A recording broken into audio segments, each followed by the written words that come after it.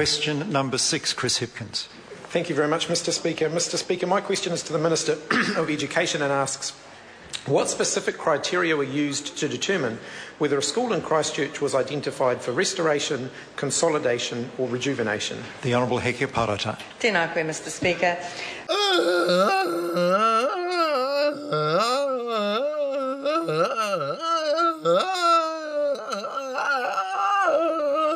However, Mr Speaker, it is important to note that those categories describe learning community clusters and not individual schools.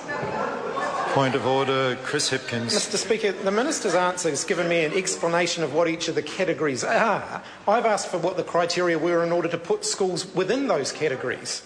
I think the member's got a legitimate grievance because the member actually asked, order, the member actually asked what specific criteria were used to determine whether a school was identified for restoration, consolidation or rejuvenation. And the Minister in answering gave criteria for clusters. And if she could clarify for the House whether that applies to individual schools, that would be helpful. The Honourable Hekia Parata, because that's what the question asked. Is, yes, but Mr Speaker...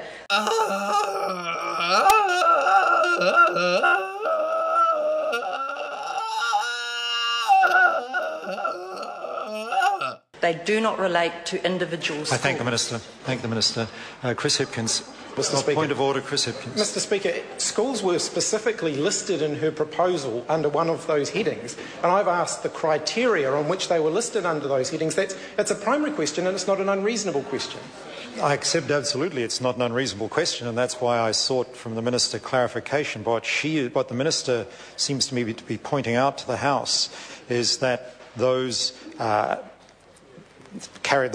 three classifications, restoration, consolidation or rejuvenation, didn't actually apply to individual schools. And that's what the Minister's told the House. I can't, I've got to take the Minister's answer at its value and at face value. I can't second guess that, and I think that's why there's no further, the Minister has given an answer to that question.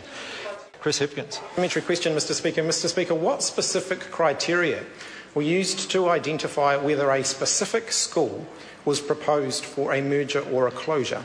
The Honourable Hekia Parata. That's not the primary question. The Honourable Hekia Parata. Sorry, can you repeat the supplement? I invite the member to repeat his question. It was I'll try. Yeah. What specific criteria were used to identify whether a specific school, an individual school, was proposed for a closure or a merger? The Honourable Hekia Parata. Well, point of order, Mr Speaker. The primary question... Point of order, Hekia Parata. I beg your pardon.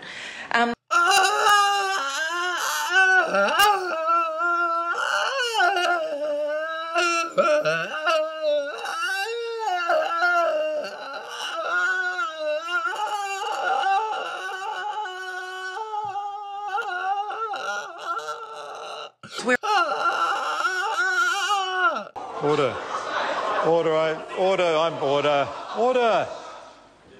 If I'm going to help members on this matter, they should be a little silent. I think it's not unreasonable. The primary question asked what specific criteria are used to determine whether a school in Christchurch was identified for restoration, consolidation or rejuvenation. The members now asked, and the Minister in answering that question pointed out those three categories applied to clusters of schools. So the member has not unreasonably now dug further into that answer and asked then what criteria were used to identify schools for, I think his language was merger, which is similar to consolidation, or closure, which is highly relevant to some schools in Christchurch there. That is not an unreasonable supplementary question. And I'm ruling that that's not an unreasonable supplementary question. The Honourable Hekia Parata. Mr Speaker.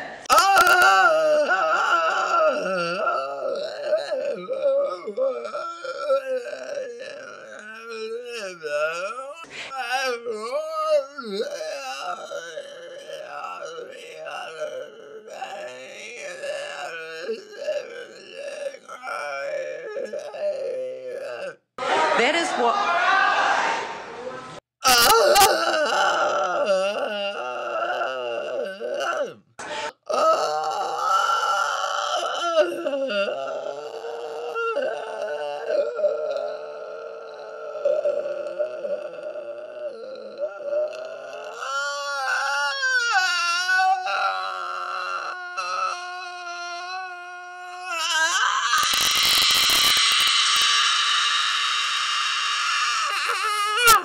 Those are some of the criteria. Chris Hipkins, supplementary question.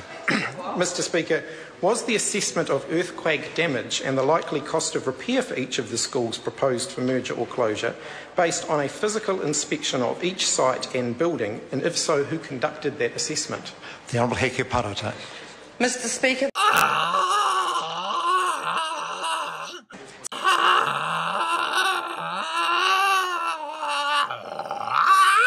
some of them involved book assessments.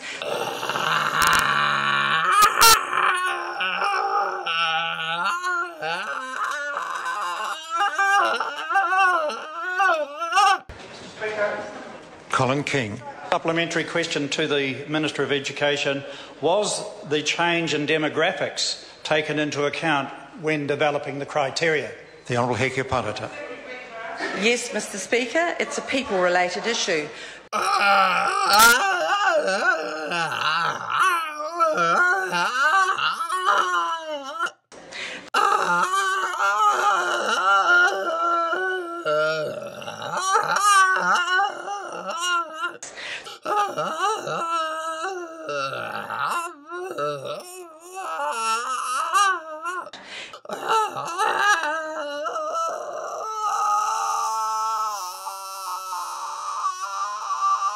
Chris Hipkins. Supplementary question, Mr. Speaker. Mr. Speaker, was a physical assessment of the earthquake damage done on each of the schools that she proposed for merger or closure before she proposed that? If not, why not? The Honourable Hekia Parata. Mr. Speaker,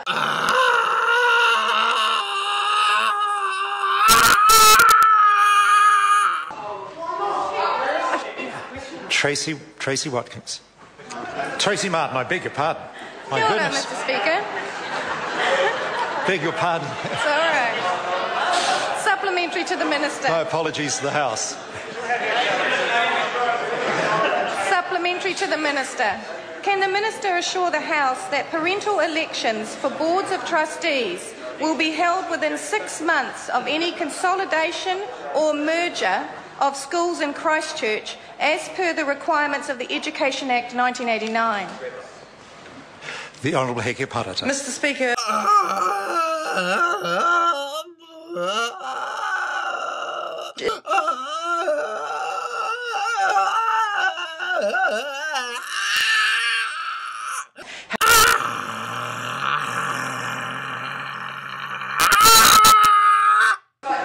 Tracy Martin. Point of order, Tracy Point of Martin. order, Mr. Speaker.